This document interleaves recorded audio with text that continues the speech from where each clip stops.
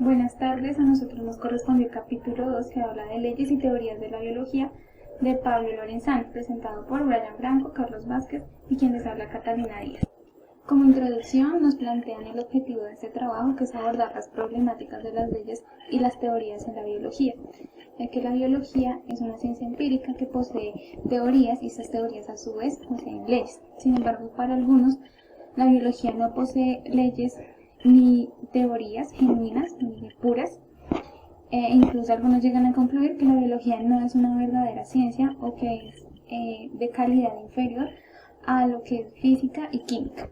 Por otra parte, otros filósofos, autores mencionan que la biología sí tiene teorías, pero que estas son de un tipo especial y que en sí no necesitan leyes. Y que en el caso de tener leyes, pues estas tienen un significado diferente al que tienen en química y física. Entonces este trabajo da un enfoque unificado de los conceptos de teorías y leyes por medio del estructuralismo metateórico y teniendo en cuenta también el concepto de la ley fundamental, que permite pues dejar en evidencia que la biología es en sí una ciencia que posee teorías y leyes al igual que la química y que la física. En esta segunda parte se aborda la concepción clásica de las teorías, donde la filosofía de la ciencia tuvo inicio en Viena entre 1929 y 1950. Sin embargo, su desarrollo fue mayor en los Estados Unidos. Así, se trasladaron los principales filósofos centroeuropeos, instaurándola como corriente principal. Así surgieron diferentes problemas y posiciones frente a esta filosofía, principalmente por el concepto de teoría empírica, ya que no todos concordaban con esa concepción clásica que considera las teorías como conjuntos de enunciados organizados deductiva o axiomáticamente. Aún así, más adelante Rudolf Carnap da una versión más elaborada de estas teorías, presentándola en forma de sistema interpretado que consta de un sistema axiomático y un sistema de reglas semánticas. En este sistema axiomático, además de términos lógico-matemáticos, contiene términos descriptivos, los cuales permiten formular los axiomas que vendrían siendo las leyes fundamentales. Estas leyes fundamentales son aquellas que no se deducen a partir de otras leyes, ya que son evidentes por sí mismas. Y las reglas semánticas permiten la interpretación de fundamentos axiomáticos, ya que nos da el significado de palabras y decimos que se van a utilizar, conformando así el vocabulario descriptivo teórico. Además, también se menciona que en el caso de que las teorías sean empíricas, estas deben tener una conexión entre los términos teóricos y la experiencia, es decir, las situaciones empíricas. Entonces, para que se dé esta conexión se deben vincular algunos términos teóricos, por ejemplo, la temperatura.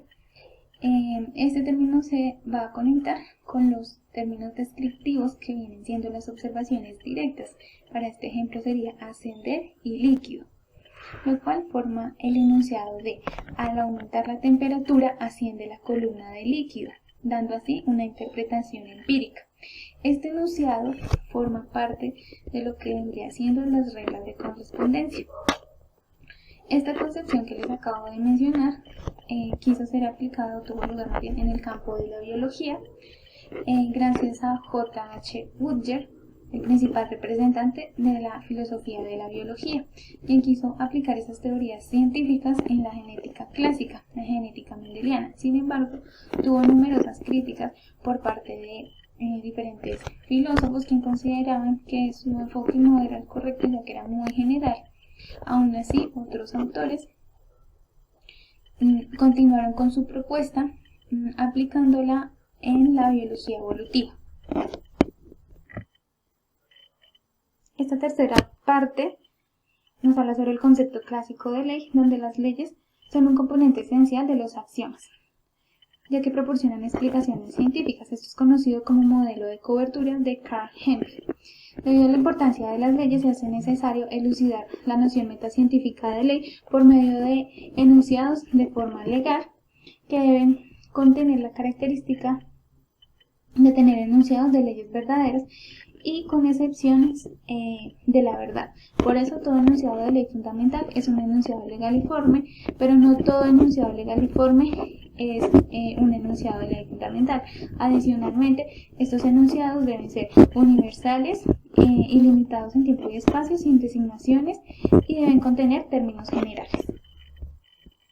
Leyes naturales sobre la naturaleza y leyes científicas sobre la ciencia.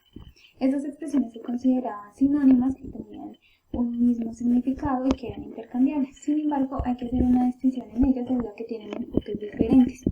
Las leyes naturales, por su parte, tienen un enfoque ontológico, es decir, cómo son las cosas mismas, mientras que las leyes científicas tienen un enfoque epistemológico, centrada en lo que conocemos. Así, las leyes de la ciencia son conocidas por nosotros y pues hacen apropiadas formas lingüísticas, y las leyes de la naturaleza en un tiempo se obedecían a las leyes del creador o a las leyes impuestas por la monarquía, independientemente de si se tiene conocimiento de las regularidades empíricas. También nos hablan de una relación entre estas leyes, donde las leyes científicas son afirmaciones aseveradas por científicos y las leyes naturales son hechos referidos a las proposiciones expresadas.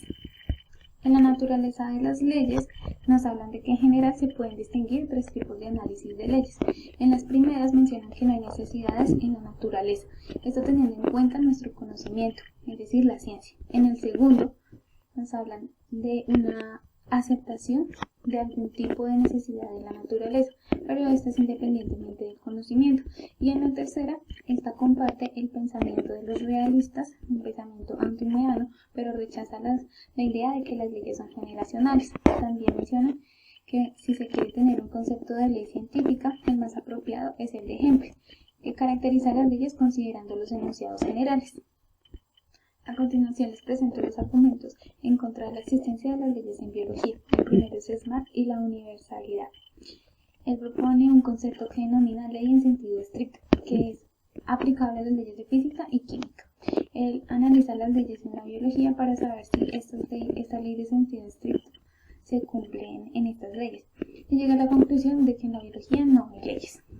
SMART propone analizar las leyes de Mendel por medio de la siguiente proposición: los ratones albinos siempre se reproducen puros, y deduce que no es una ley en sentido estricto, debido a que lleva una referencia implícita que es la Tierra.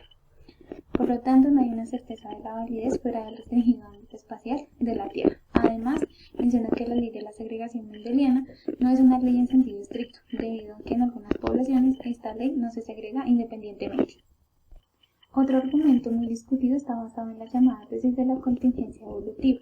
Beatty propone un análisis del concepto de ley, el cual debe expresar algo más que una regularidad verdadera, debe poseer necesidad natural. Además, sostiene que las generalizaciones son de dos tipos: matemáticas, físicas o químicas, las cuales no pueden ser consideradas leyes de la biología, y las distintivamente biológicas, que carecen de necesidad natural y por lo tanto no deben ser consideradas leyes de la naturaleza. Adicionalmente, distingue dos sentidos de contingencia evolutiva. En la primera, los rasgos pueden cambiar, donde lo predominante declina, ya sea por un cuello de botella, selección natural o mutaciones. Y en esta segunda, la evolución llega a resultados diferentes desde el mismo punto de partida, como por ejemplo los pinzones de las Islas Galápagos. En esta parte se presentan los argumentos en defensa de la existencia de leyes en biología, donde Ross menciona que la proposición de SMART debe ser modificada a los genes albinos son recesivos, ya que esta forma es más general y no se hace referencia implícita ni explícita de la Tierra, por lo tanto se estaría cumpliendo con la ley de sentido estricto. Por su parte, Manson menciona que SMART confunde el enunciado, que en realidad lo que quiere dar es una instancia del principio mendeliano, y por lo tanto la ley de segregación no requiere ser modificada por excepciones, que en sí se deben a la presencia de otro fenómeno, conocido como enlace. Menciona que la proporción de excepciones es muy pequeña y que se presenta tanto en biología como también en las leyes físicas. Y por último, menciona que la tesis de la contingencia evolutiva no es exclusiva en la biología, sino que también se presenta en las leyes físicas y químicas. Otra estrategia utilizada para defender las leyes en la biología es la de Brandon, Solberg y Elgin, la cual consiste en no ajustarse al concepto de ley y sostener que al menos algunas de las leyes biológicas son de tipo no empírica. Brandon también recomienda lo que se denomina conservadurismo lingüístico. Este consiste en reconocer el poder explicativo en cosas distintas a las leyes. Solve, por su parte, ha argumentado que el proceso de evolución está gobernado por modelos como la selección natural de Fisher, el modelo de Kimura de la evolución neutral o la ley de Harding-Weber, pero también menciona que esta explicación debe ser empírica. Además, plantea una manera de transformar las generalizaciones biológicas en leyes no contingentes. Alguien, por su parte, menciona que las generalizaciones biológicas no empíricas o a priori figuran en explicaciones y predicciones en biología de un modo similar como lo hacen las leyes físicas en explicaciones y predicciones. Bueno, entonces yo les voy a hablar acerca de la sección 4, la cual se titula Las concepciones semánticas de las teorías. Entonces, como modo basal, tenemos que desde los años 1970 y entre los años 1980 se da la introducción de una nueva caracterización acerca de las teorías científicas. Entonces se da como la introducción de una nueva terminología que se llama la concepción semántica de las teorías, que en realidad no se trata de una única concepción, sino de una familia de concepciones. Entonces lo que nos quiere decir es que básicamente se comparten algunos pensamientos de elementos generales relativamente unitarios. Entonces aquí tenemos algunos pilares, por ejemplo, Subs, Van Freysen, y algunos pilares de la concepción estructuralista, Snet, Steckmüller, entre otros. Que básicamente ellos que decían, por ejemplo, ellos decían que todo se basa en los modelos. Entonces que las teorías se encuentran como subdivididas en modelos, ¿sí? Entonces, por ejemplo, digamos aquí Van Freysen, que mediante sus modelos de mecánica cuántica pudo dar grandes aportes a la ciencia. Entonces aquí ellos surge como el eslogan del enfoque semántico. Entonces decimos que el enfoque semántico, si bien dice que presentar una teoría no es presentar una clase como de axioma. Presentar una teoría es más bien como presentar una clase de modelos. Entonces, si bien un modelo se puede definir como un sistema o estructura que pretende representar un trozo de la realidad. Entonces aquí tenemos esta oración. Entonces, con este trozo de la realidad, ellos lo que quieren dar es que mediante la introducción de algunos modelos, ya sean matemáticos, físicos, se pueda como dar alusión a un fenómeno que ocurra en la realidad. Entonces dicen que algo es modelo de la realidad si la afirmación es verdadera de hecho. Entonces aquí nos dan como unas ejemplificaciones. Por ejemplo, aquí está el fenómeno de la caída libre, un elemento cayendo sobre una superficie. Entonces también nos dan otra ejemplificación, por ejemplo, el movimiento elíptico de los planetas sobre el sistema solar. Entonces dicen que mediante modelos se puede representar cómo se puede dar esta dinámica. Entonces, en cuanto a la teoría científica, encontramos que hay una diversidad de conceptos. Entonces, por ejemplo, aquí la concepción heredada.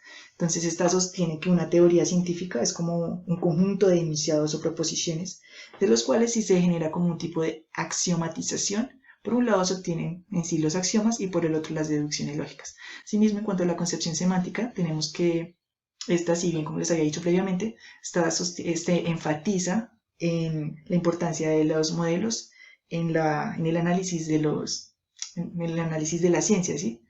Entonces, pero ¿cuál es la importancia de la determinación de un modelo?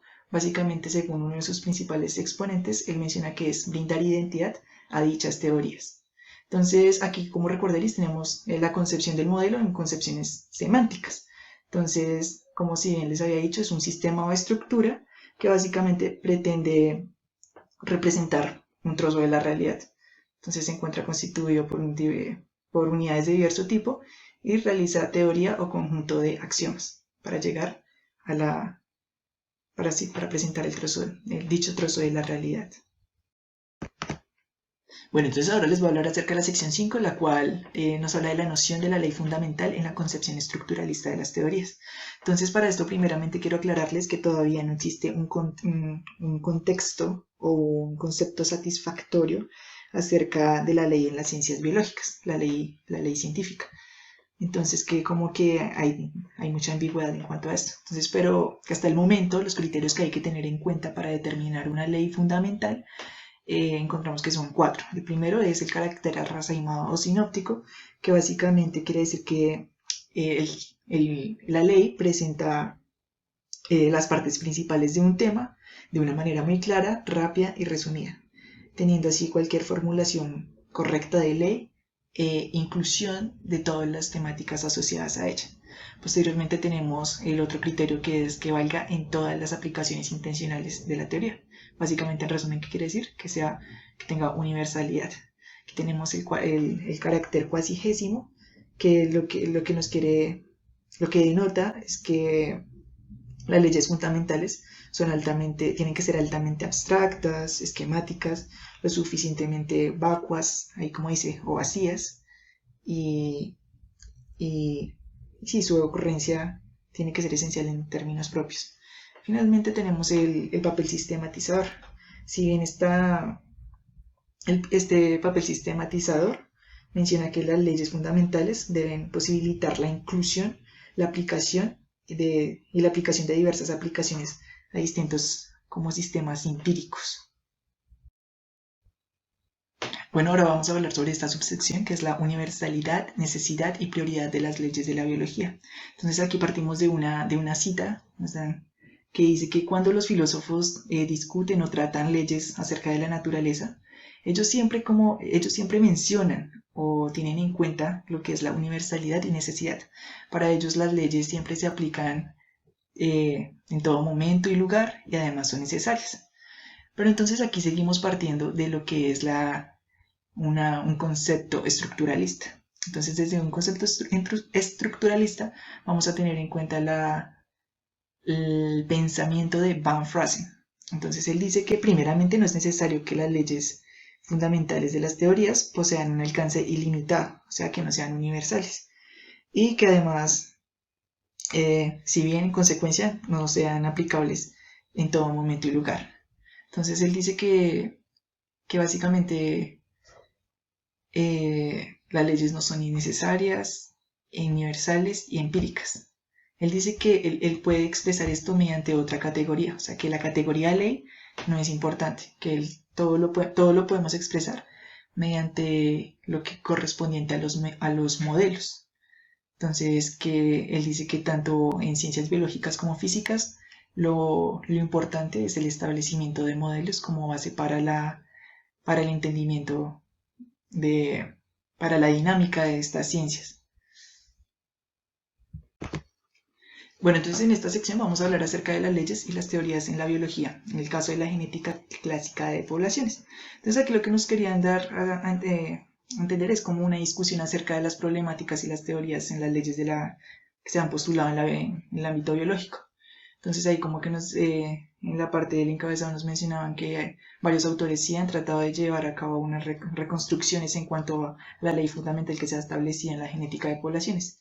Que esta ley que nos dice, al cruzar dos individuos o organismos con ciertas características a nivel fenotípico o genotípico, hay cierta concordancia o coincidencia, ya sea de tipo exacto, ideal o aproximado, entre las distribuciones tanto de las características macromorfológicas como genéticas. Entonces, si bien está dicha descripción la podemos encontrar en esta fórmula, que es la ecuación de el equilibrio de Hardy-Weinberg. Entonces decimos que si bien corresponde a la ley fundamental de la genética de poblaciones, entonces algunos autores la consideran como una ley sinóptica, dado que conecta de un modo inseparable términos importantes de la genética clásica de poblaciones en dicha ecuación. Entonces como que sintetiza, resume, etc. Las frecuencias tanto fenotípicas como genotípicas en esta ecuación generalista. Entonces continuamos hablando acerca de la ley fundamental de la genética de poblaciones, que si bien veníamos diciendo que era la ley de Hardy-Weinberg. Entonces vamos a hacer un tipo de conclusión aquí, ahí nos dan como un tipo de conclusión acerca de una oración de uno que maneja la concepción estructuralista, que es Van Fraasen. Entonces, primeramente, ahí nos dicen que que la ley de Hardy-Weinberg no puede ser considerada una ley, ser utilizada como una acción. Básicamente, ¿qué nos quiere decir este texto? Que esto no puede ser considerado una ley fundamental. Entonces, él dice, pues, que es una ley que solo vale bajo ciertas condiciones no especiales y que además solo determina una subclase de modelos. Entonces, como que cuya generalización resulta siendo, al generalizar esta ecuación, resulta siendo un poco vacua o vacía, o sea, no tiene ningún significancia en términos para clasificarla como una ley. Además que si bien veníamos diciendo en diapositivas previas que él no considera muy bien el término o la categoría de leyes. Y finalmente él dice que variantes complejas de la ley pueden ser deducidas para supuestos más realistas. Entonces que como que sí, que puede ser un poco funcional la ecuación, pero que no, que, que se puede deducir un poco mejor para finalmente trazar una realidad mucho más específica.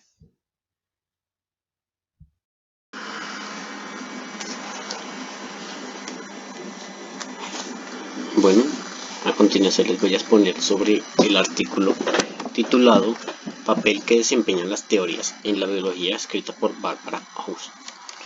Comencemos. La biología actualmente se ha catalogado como una de las ciencias encargadas de estudiar el mundo natural.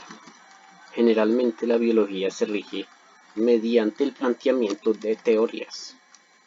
Estas pueden ser tanto como desarrolladas o aplicadas mediante algún tipo de experimentación del cual se llega a una conclusión que puede definir momentáneamente el funcionamiento de un entorno natural. Por esta razón es que la biología actualmente se ha denominado como una ciencia hipotético-deductiva.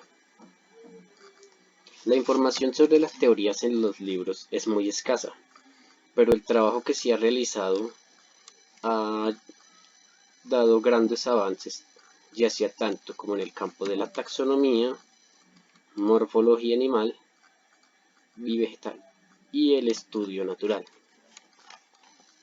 La primera fuente que se registra de un sistema de razonamiento hipotético-deductivo en las ciencias naturales es la teoría de William Harvey sobre la circulación de la sangre, referida en una de sus obras, el cual por problemas de pronunciación no la nombraré, pero ahí se las estoy señalando.